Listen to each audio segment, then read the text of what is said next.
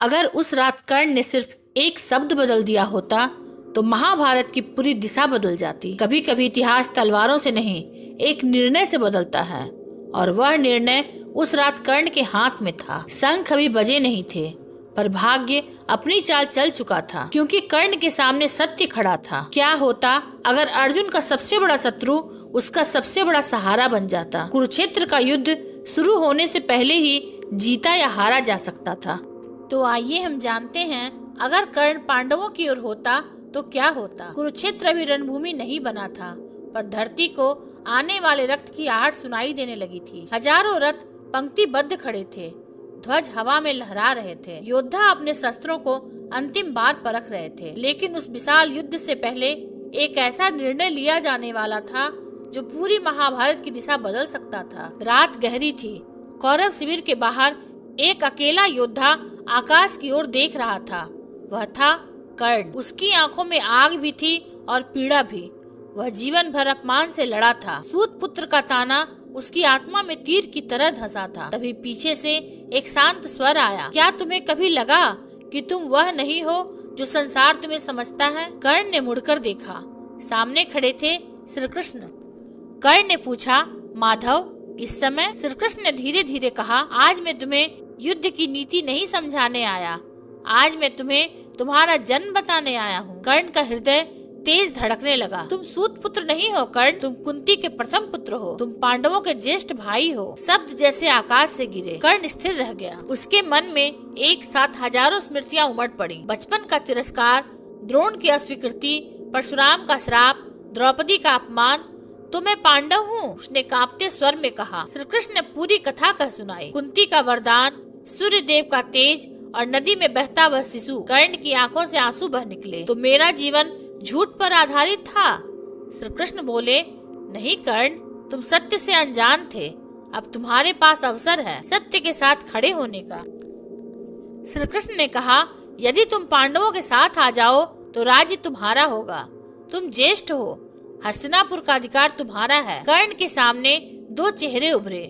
एक दुर्योधन, जिसने उसे राज्यसभा में सम्मान दिया। दूसरे 5 भाई, जिनके रक्त में वही सूर्य का तेज था। यदि मैं चला गया तो दुर्योधन टूट जाएगा। श्री कृष्ण ने उत्तर दिया, दुर्योधन का मार्ग अधर्म का है, तुम्हारा निर्णय हजारों प्राण बचा सकता है। उस रात कर्ण के भीतर सबसे बड़ा युद्ध चल रहा था। एक ओर कृतज्ञता, दूसरी ओर रक्त का संबंध। एक ओर मित्रता, दूसरी ओर धर्म।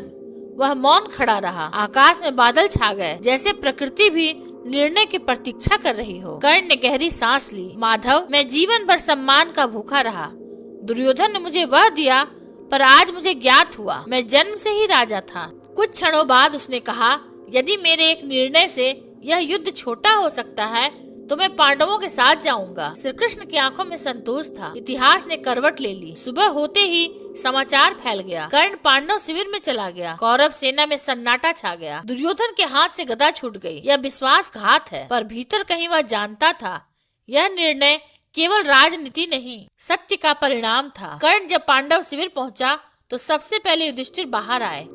युधिष्ठिर ने झुककर कर्ण के चरण छुए। भ्राता, यह शब्द सुनते ही कर्ण की आंखों से आंसू बह निकले। अर्जुन दूर खड़ा था। वर्षों की प्रतिद्वंदिता आज एक नए संबंध में बदल रही थी। श्री कृष्ण बोले, अर्जुन, यह तुम्हारा शत्रु नहीं, तुम्हारा बड़ा भाई है। अर्जुन आगे बढ़ा। दोनों की आंखें मिली। यह मिलन केवल भाइयों का नहीं, 2 महान धनुर्धरों की संयुक्त शक्ति का था। और यहीं से महाभारत का युद्ध अपनी बदली हुई दिशा में आगे बढ़ता है। सुबह का सूर्य उगा, लेकिन उस दिन उसकी किरणें कुछ अलग थी। कौरव शिविर में शंख नहीं बजे, मंत्रोच्चार नहीं हुआ। सैनिकों की आंखों में विश्वास की जगह संशय था, क्योंकि आज पहली बार उन्हें लगा यह युद्ध जीता भी जा सकता है और हारा भी। दुर्योधन अपने शिविर में चक्कर काट रहा था। कर्ण ऐसा नहीं कर सकता, वह मेरा मित्र है, मेरा सहारा है। तभी शकुनी अंदर आया। भांजे, युद्ध भावनाओं से नहीं, रणनीति से जीते जाते हैं। दुर्योधन गर्जा, रणनीति? कर्ण के बिना हमारी सबसे बड़ी शक्ति चली गई। भीष्म पितामह शांत बैठे थे।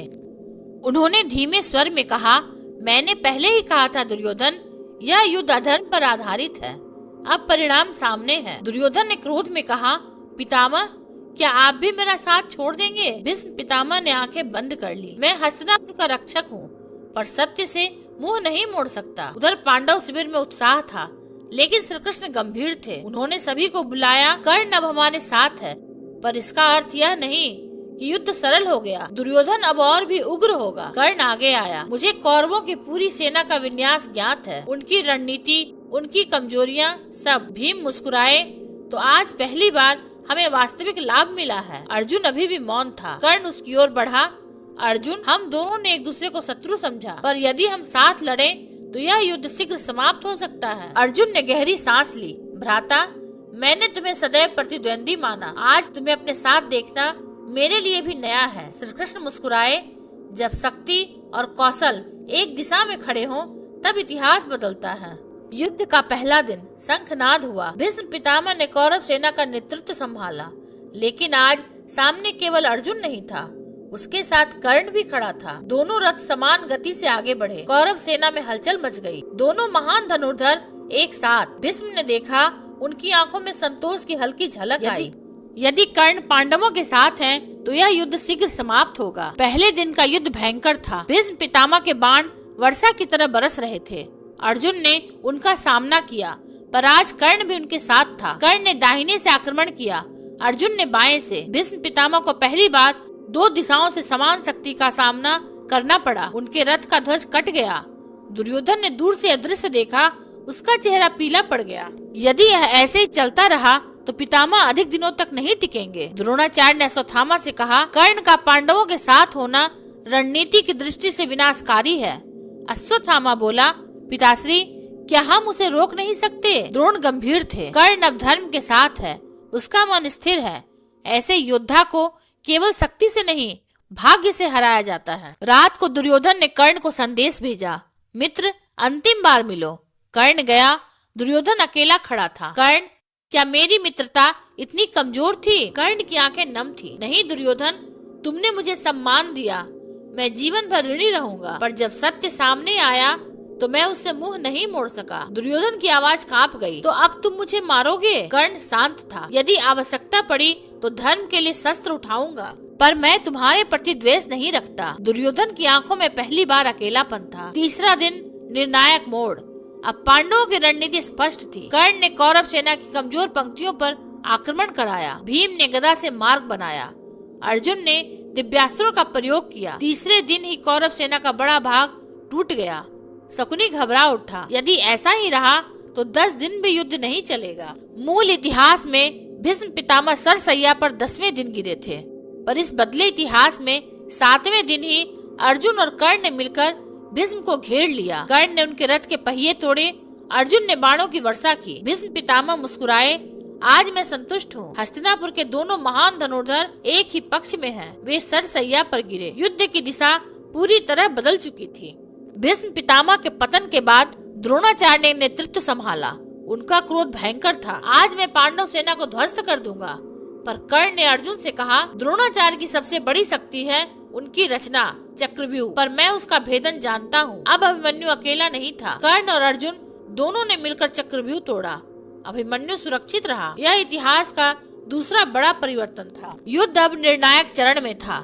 कौरव सेना आधी रह चुकी थी। दुर्योधन ने कर्ण को युद्ध भूमि में ललकारा। यदि तुम सच्चे क्षत्रिय हो तो मेरे सामने आओ। कर्ण आगे बढ़ा। दोनों आमने सामने थे।